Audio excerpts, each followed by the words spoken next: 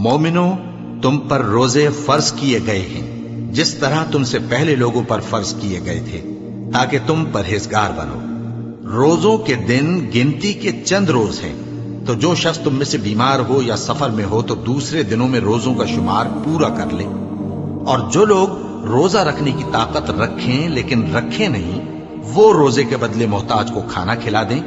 اور جو کوئی اپنی مرضی سے زیادہ نیکی کرے تو اس کے حق میں زیادہ اچھا ہے، اور اگر سمجھو تو روزہ رکھنا ہی تمہارے حق میں بہتر ہے۔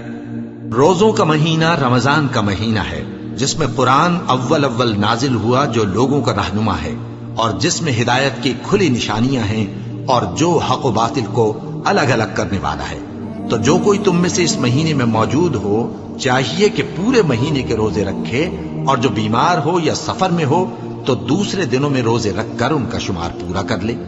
اللہ تمہارے حق میں آسانی چاہتا ہے اور سختی نہیں چاہتا، اور یہ آسانی کا حکم اس لیے دیا گیا ہے کہ تم روزوں کا شمار پورا کر لو، اور اس احسان کے بدلے کہ اللہ نے تم کو ہدایت بخشی ہے تم اس کو بزرگی سے یاد کرو اور اس کا شکر کرو۔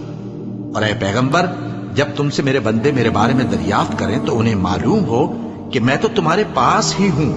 جب کوئی پکارنے والا مجھے پکارتا ہے تو میں اس کی دعا قبول کرتا ہوں۔ تو ان کو چاہیے کہ میرے حکموں کو مانیں اور مجھ پر ایمان رکھیں تاکہ نیک رستہ پائیں۔ روزوں کی راتوں میں تمہارے لیے اپنی عورتوں کے پاس جانا جائز کر دیا گیا ہے، وہ تمہاری پوشاک ہیں اور تم ان کی پوشاک ہو۔ اللہ کو معلوم ہے کہ تم ان کے پاس جانے سے اپنے حق میں خیانت کرتے تھے، سو اس نے تم پر مہربانی کی اور تمہاری حرکات سے درگزر فرمائی۔ تو اب تم کو اختیار ہے کہ ان سے مباشرت کرو، اور اللہ نے جو چیز تمہارے لیے لکھ رکھی ہے یعنی اولاد، اس کو اللہ سے طلب کرو اور کھاؤ اور پیو، یہاں تک کہ صبح کی سفید دھاری رات کی سیاہ دھاری سے الگ نظر آنے لگے۔ پھر روزہ رکھ کر رات تک پورا کرو، اور جب تم مسجدوں میں اعتکاف بیٹھتے ہو تو ان سے مباشرت نہ کرو، یہ اللہ کی حدیں ہیں، ان کے پاس نہ جانا۔ اسی طرح اللہ اپنی آیتیں لوگوں کے سمجھانے کے لیے کھول کھول کر بیان فرماتا ہے تاکہ وہ پرہیزگار بنے۔ اور آپس میں ایک دوسرے کا مال ناحق نہ کھاؤ، اور نہ اس کو رشوتاً حاکموں کے پاس پہنچاؤ تاکہ لوگوں کے مال کا کچھ حصہ ناجائز طور پر کھا جاؤ، اور اسے تم جانتے بھی ہو۔ اے پیغمبر، لوگ تم سے نئے چاند کے بارے میں دریافت کرتے ہیں کہ گھٹتا بڑھتا کیوں ہے۔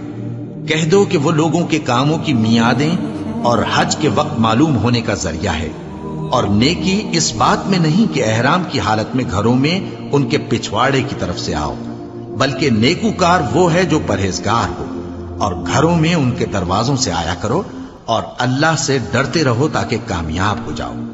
اور جو لوگ تم سے لڑتے ہیں تم بھی اللہ کی راہ میں ان سے لڑو، مگر زیادتی نہ کرنا کہ اللہ زیادتی کرنے والوں کو دوست نہیں رکھتا۔ اور ان کو جہاں پاؤ قتل کر دو، اور جہاں سے انہوں نے تم کو نکالا ہے یعنی مکے سے، وہاں سے تم بھی ان کو نکال دو۔ اور دین سے گمراہ کرنے کا فساد قتل و خونریزی سے کہیں بڑھ کر ہے۔ اور جب تک وہ تم سے مسجد حرام یعنی خانہ کعبہ کے پاس نہ لڑیں تم بھی وہاں ان سے نہ لڑنا۔ ہاں، اگر وہ تم سے لڑیں تو تم ان کو قتل کر ڈالو، کافروں کی یہی سزا ہے۔ پھر اگر وہ باز آ جائیں تو اللہ بخشنے والا ہے، رحم کرنے والا ہے۔ اور ان سے اس وقت تک لڑتے رہنا کہ فساد نابود ہو جائے اور ملک میں اللہ ہی کا دین غالب ہو جائے۔ پھر اگر وہ فساد سے باز آ جائیں تو ظالموں کے سوا کسی پر زیادتی نہیں کرنی چاہیے۔